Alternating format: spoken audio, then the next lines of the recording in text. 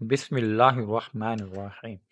مصر کے شہر سکندریہ کی مشہور جیل، جو کہ اپنے شہر کے نام کی وجہ سے مشہور تھی اور جس کا نام سکندری جیل تھا، وہ مصر کے شہر سکندریہ کی سب سے بڑی اور مشہور جیل تھی، اور اس جیل کو سلطان نور الدین زنگی رحمۃ اللہ علیہ کے دور میں تعمیر کیا گیا تھا، اور یہ ایسی جیل تھی جس میں پھانسی یا پھر سزائے موت کے قیدی یا پھر عمر قید کے قیدیوں کے لیے بنائی گئی تھی، اور اس کے علاوہ سلطان صلاح الدین ایوبی رحمۃ اللہ کے تخت نشین ہونے کے بعد اس کا آدھا حصہ عارضی مجرموں کو قید رکھنے کے لیے بھی بنایا گیا۔ اسکندری جیل کے بارے میں مشہور تھا کہ اس جیل میں مصر کی تاریخ میں سب سے زیادہ قیدیوں کو اس جیل میں پھانسی کی سزا دی گئی۔ لہذا اس لیے اس جیل کو موت کا فرشتہ بھی کہا جاتا تھا، کیونکہ یہ جیل زمینی لحاظ سے سکندریہ شہر کے ایک بڑے سے گاؤں کے ساتھ بنائی گئی تھی، اور وہ علاقہ سلطان صلاح الدین ایوبی رحمۃ اللہ کے ایک وفادار سردار کی حاکمیت میں تھا، اور اس علاقے میں ایک قاضی تعینات تھا۔ اس قاضی کا نام حزین تھا۔ وہ قاضی سلطان نور الدین زنگی رحمۃ اللہ کے دور میں اس عہدے پر نافذ کیا گیا تھا، اور وہ قاضی اپنے علم و تجربے کی وجہ سے اتنا مشہور تھا کہ اس جیل میں کسی بھی سزائے موت کے مجرم کو سزائے موت دینے سے پہلے قاضی صاحب اس کے مقدمے کو دیکھتا، اور قاضی صاحب کے حتمی فیصلے کے بعد ہی اس مجرم کو سزا دی جاتی۔ وقت گزرتا رہا اور کبھی بھی اس جیل میں کسی بے گناہ کو سزا نہیں دی گئی۔ ایک دن اس قاضی صاحب کے پاس ایک ایسے مجرم کو پیش کیا گیا جس نے سرعام بازار کے بیچ میں ایک نوجوان کو قتل کر دیا۔ تمام گواہوں اور ثبوتوں کو دیکھ کر قاضی صاحب نے انصاف پر مبنی فیصلہ کیا اور اس قاتل کو سزائے موت کی سزا سنا دی۔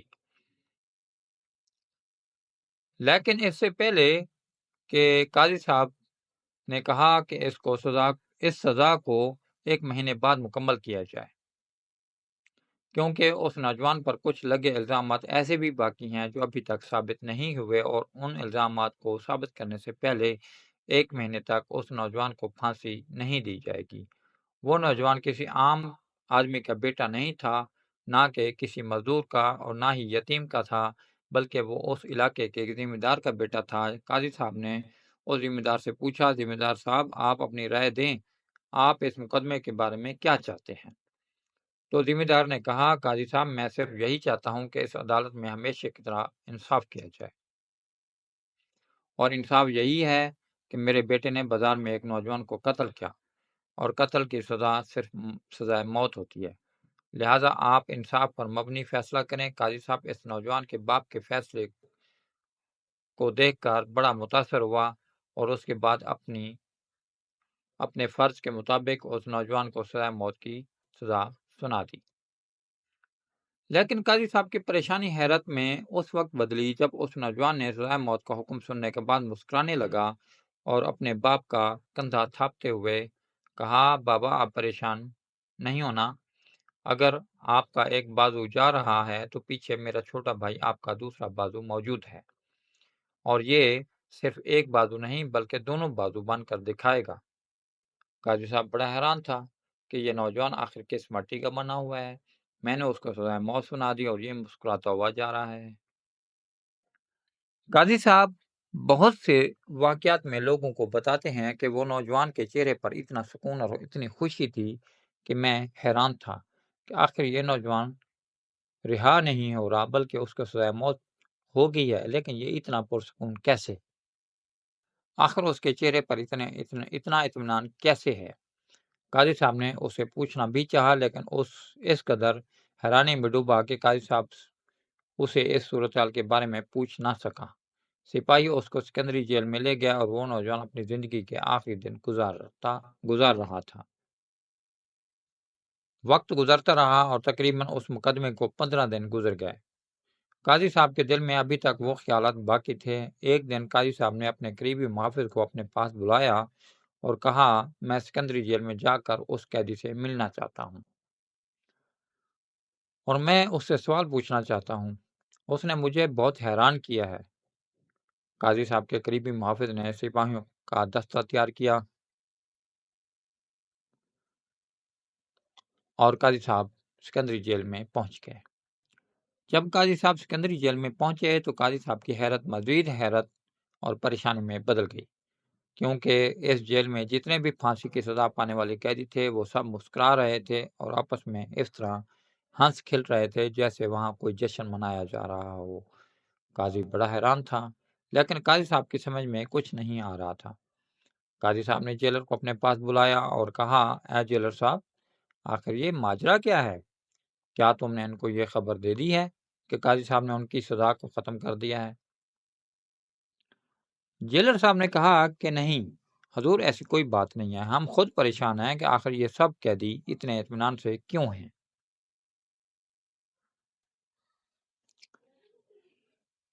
پھر قاضی صاحب نے کہا، کیا اس بارے میں تمہیں کوئی پتہ نہیں؟ تو جیلر نے کہا، قاضی صاحب، جب سے فلاں نوجوان کو اس جیل میں پھانسی کی سزا دینے کے لیے بھیجا گیا ہے اس دن سے تمام قیدی بہت خوشحال اور بہت پرسکون ہیں۔ قاضی بڑا حیران ہو گیا، کیونکہ جیلر صاحب نے اس قیدی کا کہا جس قیدی نے قاضی صاحب کو پریشان کر رکھا تھا، کیونکہ جب قاضی صاحب نے اس کو پھانسی کی سزا سنائی تھی وہ مسکرا رہا تھا، اس کے چہرے پر اطمینان تھا۔ قاضی صاحب نے کہا، آخر ایسی کیا وجہ ہے کہ اس نے تمام قیدیوں کو اتنا پرسکون کر دیا؟ تو اس نے کہا، قاضی صاحب، ہمیں زیادہ تو اس بات کے بارے میں معلوم نہیں، لیکن ہمیں کچھ سپاہیوں سے پتہ چلا کہ جو بھی اس جیل میں کوئی قیدی اگر پریشان یا مایوس ہو تو یہ نوجوان ان کو ایک تحریر لکھ کر دیتا ہے، اور یہ تحریر لکھ کر دینے کے بعد وہ قیدی خوشحال ہو جاتا ہے اور ایسے لگتا ہے کہ اس کی ساری پریشانیاں حل ہو گئی ہوں۔ اور میں نے بہت کوشش کی کہ آخر پتہ چل جائے کہ یہ نوجوان ان کو تحریر میں کیا لکھ کر دیتا ہے، لیکن اس بات کے بارے میں ہمیں بھی نہیں پتہ لگا کہ یہ سن کر قاضی بڑا حیران ہو گیا کہ آخر یہ نوجوان ان کو تحریر میں کیا لکھ کر دیتا ہے۔ قاضی صاحب اپنے گھوڑے سے اترے اور سیدھا اس نوجوان کے جیل والے کمرے میں چلے گئے۔ قاضی صاحب نے کہا، سلام کیا اور اندر داخل ہو گئے۔ وہ نوجوان بھی حیران ہو گیا کہ قاضی صاحب ایک قاتل کے کمرے میں کیا کرنے آئے ہیں، اور قاضی صاحب کے انداز گفتگو نے بھی اس نوجوان کو حیران کر رکھا تھا، لیکن وہ نوجوان نہیں جانتا تھا کہ اس نوجوان کے اس عمل نے قاضی صاحب کو کتنا حیران کر رکھا ہے۔ قاضی صاحب اس کے پاس جا کر زمین پر بیٹھ گئے اور کہا، اے نوجوان، آخر تمہارے اندر کیا چھپا ہوا ہے جو تم نے اس 70 سالہ بوڑھے قاضی کو حیران کر دیا ہے؟ اس نوجوان نے کہا، استغفر اللہ قاضی صاحب، میں نے تو ایسا کچھ نہیں کیا۔ قاضی صاحب نے کہا، مجھے سب سے پہلے یہ بتاؤ کہ آخر تم سے وہ قتل کیسے ہوا اور آخر اس کے پیچھے کیا راز ہے؟ تو اس نے کہا، قاضی صاحب، میرے بابا کو آپ جانتے ہیں، میرے بابا نے ہمیشہ اپنے علاقے والوں کی مدد کی، کبھی کسی کے ساتھ ناانصافی نہیں کی، لیکن میں ایک قاتل کیسے بنا اس کے پیچھے لمبی داستان ہے۔ قاضی صاحب نے کہا، میں یہ داستان سننا چاہتا ہوں۔ پھر اس نوجوان نے کہا، قاضی صاحب، میرا ایک چھوٹا بھائی ہے جو مجھ سے زیادہ جنونی اور غصے والا ہے۔ اس کی ایک علاقے کے لوہار کی بیٹی سے منگنی ہوئی تھی، وہ اس سے بہت محبت کرتا تھا۔ اسی دوران ہمارے علاقے کا نوجوان قاہرہ سے اچھی تعلیم حاصل کر کے واپس آیا۔ اس کا باپ بھی بہت دولت مند ہے۔ لوہار کی بیٹی پورے علاقے کی سب سے خوبصورت اور حسین و جمیل بیٹی ہے۔ جب اس نوجوان کو پتہ چلا کہ اس کی منگنی میرے بھائی سے ہو چکی ہے، وہ اپنی خاندانی دشمنی کو نبھانے کے لیے اس نے لوہار کو جا کر دھمکی دی کہ اگر تم نے اپنی بیٹی کا نکاح مجھ سے نہ کیا تو میں تیری بیٹی کو اٹھا کر لے جاؤں گا اور تیری عزت برباد ہو جائے گی۔ اس لوہار نے اپنی بے عزتی کے ڈر سے اپنی بیٹی کا نکاح میرے بھائی سے منگنی ہونے کے باوجود اس نوجوان سے کر دیا۔ اس نوجوان کا غرور اور بھی بڑھ گیا تھا، کیونکہ اس نے میرے بھائی کی عزت کو چھین لیا تھا۔ ایک دن میں اور میرا بھائی بازار سے جا رہے تھے، میرا بھائی گھوڑے پر سوار میرے پیچھے تھا اور میں آگے تھا۔ اچانک سے وہ نوجوان اپنے 3-4 سپاہیوں کے ساتھ ہمارے سامنے آ گیا اور میرے بھائی کو بھرے بازار میں نیچا دکھانے لگا اور اسے گندی گندی گالیاں دینے لگا۔ کوئی بھی غیرت مند انسان وہ گالیاں برداشت نہیں کر سکتا، لیکن میرا چھوٹا بھائی جنونی تھا اور اپنی منگیتر کھونے کی وجہ سے کافی غصے میں تھا۔ وہ اپنے گھوڑے سے اترا تو جیسے ہی وہ گھوڑے سے اترا اس نوجوان نے میرے بھائی پر تیر چلا دیا۔ اور وہ تیر میرے بھائی کے دل سے تھوڑا ہٹ کر جا لگا۔ اس کی زندگی باقی تھی، لیکن اس نے میرے بھائی کو مارنے میں کوئی کسر نہیں چھوڑی، حتیٰ کہ اس نے میرے بھائی سے اس کی محبت بھی چھین لی تھی۔ اب وہ اس سے اس کی زندگی بھی چھیننا چاہتا تھا۔ میں نے اپنے غصے پر بہت قابو رکھا، لیکن غصہ اب میرے قابو سے بہت دور ہو چکا تھا، کیونکہ اگر میں اس نوجوان پر حملہ نہ کرتا تو شاید مجھ پر بھی حملہ کر دیتا۔ اس لیے میں نے اپنے گھوڑے سے نیچے اترا اور اس نوجوان پر حملہ کر دیا۔ اس نوجوان کو روکنے کی کوشش میں قتل کر دیا۔ میرا اسے قتل کرنے کا ارادہ نہیں تھا قاضی صاحب۔ میں نے اس نوجوان کو جان بوجھ کے قتل نہیں کیا، بلکہ اس کو اس کے غصے اور تکبر نے قتل کروا دیا۔ بس میں صرف اس کا مورا بن گیا۔ قاضی صاحب، میں جانتا ہوں کہ میں گناہ گار نہیں ہوں، لیکن میں ایک گناہ کا ذریعہ بن گیا ہوں۔ اس لیے میں مطمئن ہوں کہ میں نے کوئی گناہ نہیں کیا، اور جو بے گناہ پھانسی کی سزا بھگتتے ہیں ان کی آخرت میں جنت ہوتی ہے، اور جنت میں جانے والا کون نوجوان آخر بیزار ہوگا؟ یہ سن کر قاضی بڑا حیران ہوا کہ آخر اس دنیا میں اس طرح کے نوجوان بھی موجود ہیں۔ پھر قاضی صاحب نے کہا، میرا تم سے ایک دوسرا اور آخری سوال ہے، کیا تم اس کا جواب دینا چاہو گے؟ تو اس نوجوان نے کہا، جی ہاں حضور، میں ضرور دینا چاہوں گا۔ تو قاضی صاحب نے کہا کہ میں نے جب اس جیل میں موجود تمام قیدیوں کو مطمئن و خوش دیکھا تو میں نے جیلر سے پوچھا کہ آخر اس کے پیچھے کیا وجہ ہے۔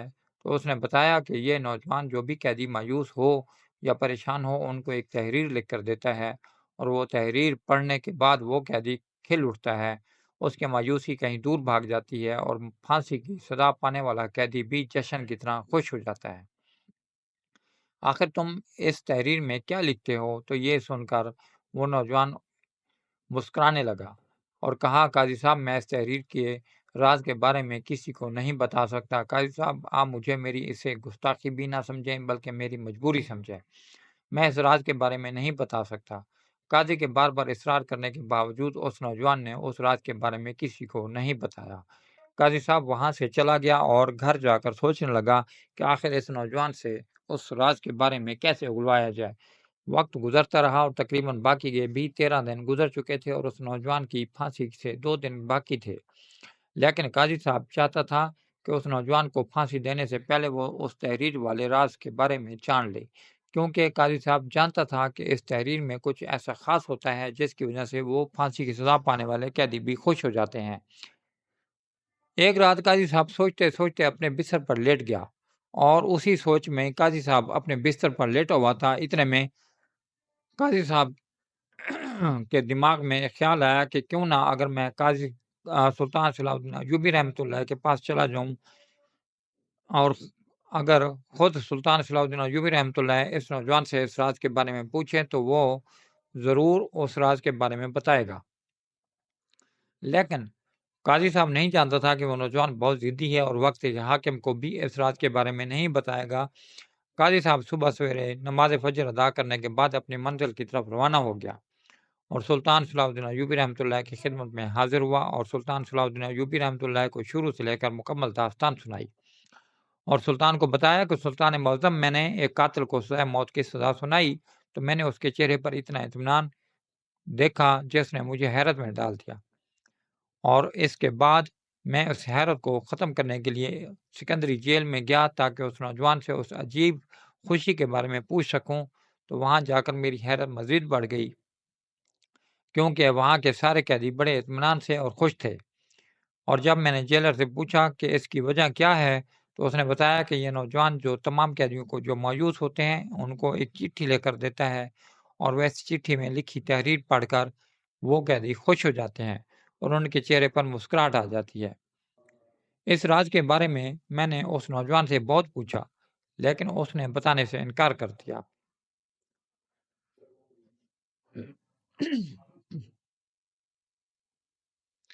سلطان صلاح الدین ایوبی رحمۃ اللہ بھی خود حیران ہو گیا کہ آخر وہ نوجوان چٹھی میں ایسا کیا لکھتا ہے۔ سلطان صلاح الدین ایوبی رحمۃ اللہ نے اپنے قریبی کماندار کو حکم دیا کہ جا کر اس نوجوان کو جیل سے لے آؤ اور عدالت میں حاضر کرو تاکہ میں اس سے اس راز کے بارے میں پوچھ سکوں۔ کماندار اسی وقت سپاہیوں کے دستے لے کر روانہ ہوا اور ظہر کی نماز تک اس قیدی کو لے کر سلطان کے سامنے حاضر ہو گیا، لیکن جب سلطان صلاح الدین ایوبی رحمۃ اللہ نے اس سے پوچھا تو اس نے کہا، سلطان معظم، اس راز کے بارے میں کسی کو نہیں بتا سکتا۔ چاہے اس کے لیے میری جان ہی کیوں نہ چلی جائے۔ ویسے بھی مجھے 2 دن بعد پھانسی ہو جائے گی۔ جب سلطان صلاح الدین ایوبی رحمۃ اللہ نے دیکھا کہ یہ نوجوان بہت ضدی ہے، لہٰذا سلطان نے حکم دیا کہ اس کو دوبارہ اپنی قیامگاہ پر لے جایا جائے۔ جب وہ چلا گیا تو قاضی صاحب نے کہا، حضور اب کیا ہوگا؟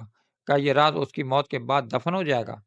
سلطان صلاح الدین ایوبی رحمۃ اللہ سوچ میں پڑ گیا، اور تھوڑی دیر سوچنے کے بعد سلطان صلاح الدین ایوبی رحمۃ اللہ کے دماغ میں ایک ترکیب آئی، اور سلطان نے قاضی صاحب کو کہا کہ تمہیں میری ایک ترکیب پر عمل کرنا ہوگا تاکہ تمہیں اس راز کے بارے میں پتہ چلے۔ قاضی صاحب نے کہا کہ وہ کیسے؟ تو سلطان نے کہا کہ تم نے بتایا ہے کہ وہ نوجوان صرف سزائے موت کے قیدی کو ہی چٹھی لکھ کر دیتا ہے۔ اگر تم بھی سزائے موت کے قیدی بن کر اسی جیل میں چلے جاؤ تو وہ تحریر میں چھپا راز تمہیں بھی پتہ چل جائے گا۔ قاضی صاحب نے کہا، سلطان معظم یہ کیسے ممکن ہے؟ میں کسی کا قتل کیسے کروں گا اور مجھے پھانسی کی سزا کیسے ہوگی؟ تو سلطان نے کہا، یہ سب کرنے کی تمہیں ضرورت نہیں، بس تمہیں اپنا بھیس بدلنا ہے، اور اس راز کے بارے میں معلوم کرنے کے لیے تمہیں اس جیل میں ایک سزائے موت کا قیدی بن کر جانا ہوگا، اور آگے کا کام تم خود جانتے ہو۔ قاضی صاحب کو سلطان کی یہ ترکیب بہت پسند آئی، اور قاضی صاحب اپنے گھر گیا اور بھیس بدل کر سپاہیوں کو حکم دیا کہ مجھے اس جیل میں جا کر ڈال دو، اور جیل میں جا کر پیغام دو کہ یہ کہرا کا ایک بہت بڑا قیدی ہے اور اس کو 2 دن کے بعد پھانسی ہونے والی ہے۔ قاضی صاحب نے اپنا بھیس بدلا ہوا تھا، کسی نے بھی اس قاضی صاحب کو نہیں پہچانا کہ تمام قیدیوں کو سزائے موت کی سزا سنانے والا قاضی خود بھیس بدل کر جیل میں پہنچ گیا ہے۔ آدھا دن گزر گیا، اس نوجوان کو کسی قیدی نے جا کر بتایا کہ حضور اس جیل میں ایک قیدی کو لایا گیا ہے جس کو 2 دن کے بعد پھانسی کی سزا ہونے والی ہے، اور وہ بہت پریشان ہے کیونکہ بتایا گیا ہے کہ اس کے بیوی بچوں کا پیچھے کوئی وارث نہیں، وہ سخت اذیت میں ہے۔ جب اس نوجوان کو پتہ چلا تو اس نے اپنے ساتھی کو کہا کہ اس قیدی کو جا کر میرے پاس لے آؤ، اس کو خوش کرنے کا وقت آ گیا ہے۔ قاضی صاحب اس انتظار میں بیٹھا تھا کہ میں کیسے اس کے پاس پہنچوں گا۔ تھوڑی دیر گزری، قاضی صاحب کے پاس ایک قیدی آیا اور کہا، چلو تمہیں ہمارا سردار بلا رہا ہے، کیونکہ تمام قیدی اس نوجوان کو اپنا سردار سمجھتے تھے۔ قاضی صاحب کو اس سردار کے پاس لے گئے، اور اس سردار نے اس نوجوان نے قاضی صاحب کو ایک چٹھی پر تحریر لکھ دی، اور جب تحریر وہ قاضی صاحب نے پڑھی تو قاضی صاحب کے پیروں تلے زمین نکل گئی۔ وہ قاضی صاحب اسی وقت دوڑا اور وہ تحریر لے کر اپنے گھوڑے پر سوار اور سلطان صلاح الدین ایوبی رحمۃ اللہ کی عدالت میں پہنچ گیا۔ سلطان لوگوں کے مسائل سننے میں مشغول تھے کہ اتنے میں قاضی صاحب اسی قیدی کے بھیس میں سلطان کے سامنے حاضر ہوا۔ سلطان بھی قاضی کو نہیں پہچان سکا، لیکن جیسے ہی وہ تحریر قاضی صاحب نے سلطان کے سامنے رکھی تو سلطان کے ہوش اڑ گئے، کیونکہ اس تحریر میں جو لکھا گیا تھا وہ واقعی پریشان کر دینے والا تھا۔ جب سلطان صلاح الدین ایوبی رحمۃ اللہ نے تحریر پڑھی تو اس میں لکھا تھا، یہ جو آج کے حکمران، قاضی اور سردار ہم جیسے بے گناہ اور مظلوم قیدیوں کو پھانسی کی سزا پر چڑھتے ہوئے دیکھ رہے ہیں، کل ہم ان کو اپنے اللہ کے سامنے اس طرح گلے میں توک ڈالے ہوئے دیکھیں گے، ہمیں انصاف مل جائے گا۔ اور دوسری بات یہ کہ ایک مسلمان کی زندگی یہ نہیں ہے، بلکہ موت کے بعد کی زندگی اصل زندگی ہوتی ہے۔ سلطان صلاح الدین ایوبی رحمۃ اللہ بڑے پریشان ہو گئے کہ آخر تحریر کا مقصد کیا ہے۔ سلطان صلاح الدین ایوبی رحمۃ اللہ اسی وقت اپنے گھوڑے پر سوار ہوئے اور قاضی صاحب کے ساتھ سکندری جیل میں پہنچ گئے، اور جا کر اس نوجوان کے سامنے وہ تحریر رکھی اور کہا، اے نوجوان، تمہارا راز کھل چکا ہے، اب اس راز کے بارے میں کھل کر بتاؤ، آخر اس تحریر کے لکھنے کا مقصد کیا ہے؟ تو یہ دیکھ کر وہ نوجوان مسکرانے لگا اور کہا، سلطان معظم، قاضی صاحب جانتے تھے کہ میں نے بے شک اس نوجوان کو قتل اس وجہ سے کیا کیونکہ وہ مجھ پر حملہ آور ہو رہا تھا، اور میں نے اپنی جان کی حفاظت کرتے ہوئے اس کو قتل کر دیا، اور شریعت میں بھی یہی ہے کہ اپنی جان کی حفاظت کرتے ہوئے اگر تم دوسرے کو قتل کر دیتے ہو تو اس کے بدلے میں تم پر کوئی قصاص نہیں ہوگا۔ لیکن پھر بھی قاضی صاحب نے مقدمے کا وہ رخ نہیں دیکھا بلکہ دوسرا رخ دیکھا اور مجھے سزائے موت دے دی۔ اور جب میں اس جیل میں پہنچا اور تمام قیدیوں سے جب میں نے پوچھا تو ان کی باتوں سے مجھے یہی محسوس ہوا کہ جتنے بھی اکثر قیدی ہیں اور جن کو سزائے موت سنائی گئی ہے ان کے اس فیصلے کے پیچھے طاقت کا ہاتھ ہے، جس کے پیچھے بڑے بڑے ذمہ دار، بڑے بڑے سردار اور سلطان کے وزیر ہیں۔ ان میں سے اکثر قیدی بے گناہ ہیں۔ اس لیے میں ان کو یہ تحریر لکھ کر دیتا کہ بے شک آج کے سلطان اور قاضی ہمیں موت کی گھاٹ اترتا ہوا دیکھ کر خوش ہوں گے، لیکن جب ہم قیامت کے دن ان کے گلوں میں توق ڈالے ہوئے دیکھیں گے تو ہمیں انصاف مل جائے گا اور ہم بھی ان کی طرح خوش ہو جائیں گے۔ اور ایک مسلمان کی زندگی موت کے بعد کی زندگی ہوتی ہے، یہ تو ایک عارضی زندگی ہے۔ اور جب میں یہ تحریر لکھ کر ان سزائے موت کے سزا پانے والے قیدیوں کو دیتا تو وہ خوش ہو جاتے، ان کے دلوں کو اطمینان ملتا اور وہ پرسکون ہو جاتے۔